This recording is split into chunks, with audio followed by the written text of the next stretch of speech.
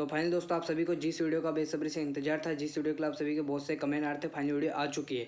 जी हाँ दोस्तों, फाइनली कक्षा 12वीं के विषय फसल उत्पादन और बागवानी का मतलब आपका जो क्रॉप प्रोडक्शन हार्टिकल्चर का आपका जो आज 28 मार्च को जो पेपर था उसका कंप्लीट सोल्यूशन मैं आपको इस वीडियो में बताने वाला हूँ। मतलब आपके बहुत से कमेंट आते कि सर फसल उत्पादन 2017 का जो आज पेपर हुआ उसका हमें सोल्यूशन चाहिए, तो फाइनली वीडियो आ चुकी है। जी हाँ दोस्तों, ये वीडियो बहुत ही लेट आ रही है।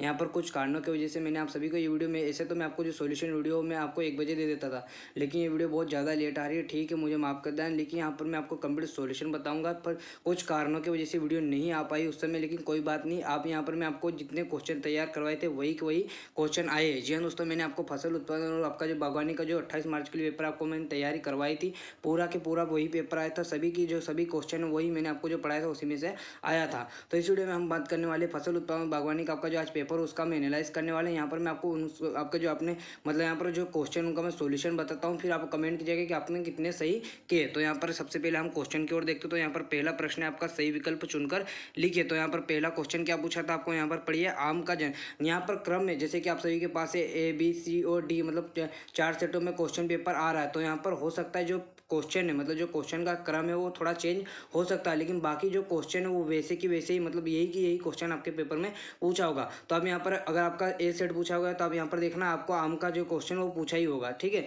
तो यहाँ पर सही विकल्प चुनकर लिखिए, पहला क्वेश्चन है और यहाँ पर आपको पूछा है आम का जन्म स्थान है। तो जैसा कि आप सभी को मैंने बताया था कि जो आम का जो जन्म स्थान है वो क्या है, भारत। याद रखिएगा, आम का जो जन्म स्थान है वो भारत है। यहाँ पर याद रखिएगा, पहला वाला इसका सही आंसर था। ठीक है, दूसरा क्या था, आइसोप्रोटोयूरन रसायन इस खरपतवार के नियंत्रण से संबंधित है। मतलब किस खरपतवार से नियंत्रण नियंत्रित है, तो इसका सही आंसर हो जाएगा गेहूं का मामा। याद रखिएगा, गेहूं का मामा इसका सही आंसर है। ठीक है, तीसरा क्या, गन्ना फसल के बीज उपचार के लिए उपयोगी रसायन है, तो इसका आंसर हो जाएगा इग्लोल। याद रखिएगा, इग्लोल। ठीक है, उसके बाद नेक्स्ट क्या है, सीबी क्या है, सीबी रीना रोग संबंधित है। आप सभी को मैंने बताया था सीबी रीना रोग संबंधित है, तो इसका सही आंसर क्या हो जाएगा, मशरूम से। याद रखिएगा, तीसरा वाला इसका सही आंसर है। ठीक है, और लास्ट क्या मतलब पांचवा क्या, इन चार्जिंग प्रसारण विधि संबंधित है, तो इसका आंसर हो जाएगा आम। याद रखिएगा, आम, डी वाला इसका सही था। और लास्ट क्या था आपको, वाइटेसी कुल का फल है, तो इसका मैंने आप सभी को बताया था पपीता।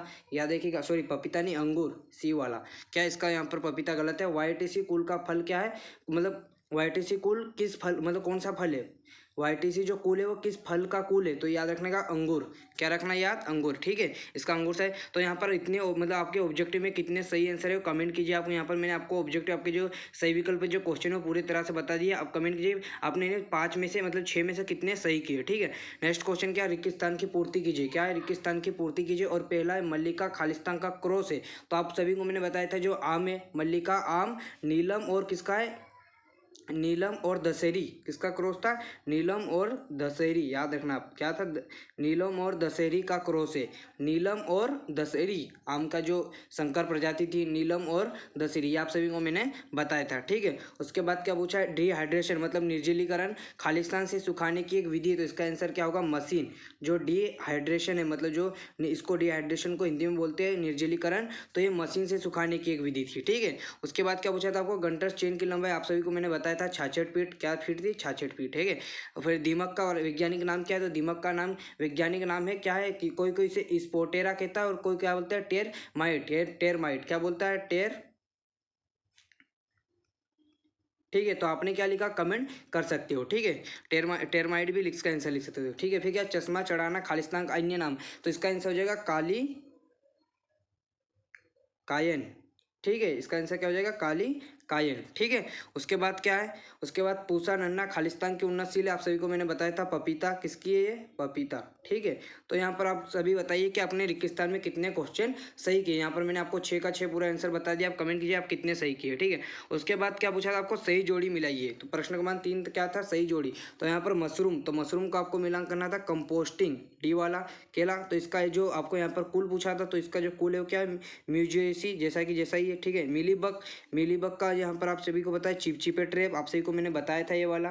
ठीक है, उसके बाद क्या पूछा था आपको, मूंगफली, तो मूंगफली का आपको टीका से मिलान करना था। और मटर का हो जाएगा, मटर का क्या हो जाएगा, सी वाला पाउडरी मिल्ड्यू, ठीक है। तो आप यहाँ पर नोट कीजिए। यहाँ पर मैंने आपको बता दिया मशरूम को आपको करना था कंपोस्टिंग, केले का मिलना था आपको म्यूजियम से, मिलीबग का आपको मिलना था चिपचिपे से, और मूंगफली को मिलना था टीके से, और मटर को मिलना था पाउडर। तो यहाँ पर आप इसका स्क्रीनशॉट ले लीजिए और आप सब बताइए कि आपने 5 सही जोड़ी सही की या नहीं, ठीक है। फिर क्या पूछा, एक वाक्य में उत्तर लिखिए। तो प्रश्न नंबर चौथा आपका एक वाक्य में उत्तर लिखिए। तो पहला क्या पूछा था आपको, सीट्रल घटक से संबंधित पौधे का नाम। तो इसका आंसर क्या हो जाएगा, लेमन घास। क्या हो जाएगा, लेमन घास या ग्रास, ठीक है, लेमन घास या ग्रास, ठीक है। दूसरा क्या पूछा था आपको, मशरूम का वैज्ञानिक नाम। तो यहाँ पर मैं आपको बता रहा हूँ, आप नोट कीजिए, एगोरिक्स बाइस्पोरस, ठीक है। और तीसरा क्या पूछा था, बीज रहित आम किस्म का नाम लिखे। तो बीज रहित क्या, सिंधु, याद रखिए क्या इसका, तीसरे का आंसर क्या हो जाएगा, सिंधु, ठीक है। उसके बाद क्या पूछा आपको, सफेद, क्या पूछा, सफेद मूसली का वानस्पतिक नाम। तो यहाँ पर आप समझिए, यहाँ पर सुनिए, क्लोरोफाइटम बेरी विलिनम, ठीक है। और मेथा का कुल क्या होता है, मेथा का कुल क्या होता है, यहाँ पर आप नोट कीजिए, लेमियसी, क्या है, लेमियसी, ठीक है, नोट करिए। तो यहाँ पर मैंने आपको एक वाक्य के जो उत्तर है, मतलब आपके 4 एक वाक्य के क्वेश्चन, उसके सभी के आंसर बता दिए। अब यहाँ पर आप कमेंट कीजिए कि कितने सही किए, ठीक है। नेक्स्ट क्वेश्चन क्या आपका, सही जोड़ी मतलब असत्य सत्य। प्रश्न नंबर 5 क्या, सत्य असत्य। तो यहाँ पर आप देखिए, यहाँ पर मैं सत्य सत्य बताता हूँ।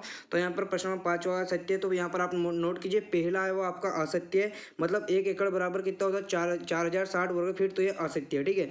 लहसुन का वानस्पतिक नाम क्या होता है, एलियम साइटम, ठीक, तो ये सही है, ठीक है। और तीसरा भी यहाँ पर असत्य है, चौथा सत्य है, और पांचवा भी सत्य है, और छठवां असत्य है। तो नोट कीजिए, पहला सत्य है, दूसरा सत्य है, तीसरा सत्य है, सॉरी, पहला सत्य है, दूसरा सत्य है, तीसरा सत्य है, चौथा सत्य है, पांचवा भी सत्य है, और लास्ट वाला असत्य है, ठीक है। तो यहाँ पर नोट कीजिए आपने सत्य असत्य में कितने सही किए, ठीक है। उसके बाद यहाँ पर आपको मैंने आम में एक, मतलब आम में एकांतर फलन के कोई 2 कारण लिखे, आप सभी को मैंने बताया था। आंवला का संतरा का वानस्पतिक नाम भी बताया था। सुखाना तथा निर्जलीकरण में कोई 2 अंतर बताए थे मैंने आपको, ठीक है। उसके बाद आपको यहाँ पर मैंने क्या बताया था, इसमें मिश्रित तथा यौगिक उर्वरकों में कोई 2 अंतर बताया था। उसके बाद यहाँ पर पोटेशियम क्लोराइड, मतलब यहाँ पर पोटेशियम क्लोराइड तथा पोटेशियम सल्फेट का पोषक मात्रा बताई थी। खरपतवार की 2 विशेषताएं बताई थी। गन्ने की पेड़ की परिभाषा बताई थी। बीज द्वारा यहाँ पर कर्तन तथा दाब में अंतर बताया था। फिर आपको यहाँ पर पपेन के 2 लाभ बताए थे, बोला था उपयोग पूछेगा, ठीक है। फिर यहाँ पर सहकारिता की परिभाषा भी बताई थी और सिद्धांत बताया था। और ये प्राथमिक कृषि साख समितियों के कोई 3 लाभ लिखे। आप सभी को मैंने चेक के बोला था कि ये वाला क्वेश्चन पूछेगा, ठीक है। फिर यहाँ पर आप सभी को खाद्य उर्वरक में आपको 3 नंबर के लिए अंतर बताया था। हरियाली की परिभाषा तथा लगाने के 2 विधि लिखिए बोला था। जल निकास की कोई 4 आवश्यकता था, इनकी परिभाषा मुख्य 3 प्रणाली भी बताई थी।